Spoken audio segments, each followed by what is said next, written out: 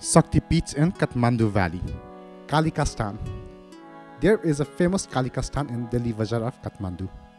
Since the statue of Kali is placed in this temple, the surrounding area is called Kalikasthan. The Kalikasthan temple has 2 floors.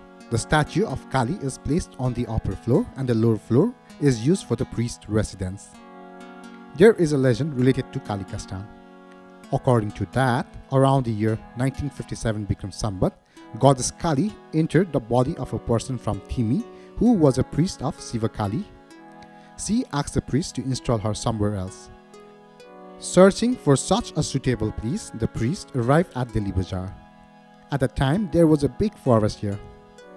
That priest begins sit at the floor of a tree here. Then Rana Prime Minister came to know about this and gave land for the establishment of Kali. And that priest has performed the life worship of Kali at that place. At Kalikasthan, there is an ordinary temple of Kali. The roof of the temple is not built, as it is generally believed that the roof of goddess is the sky. The roofs are not made.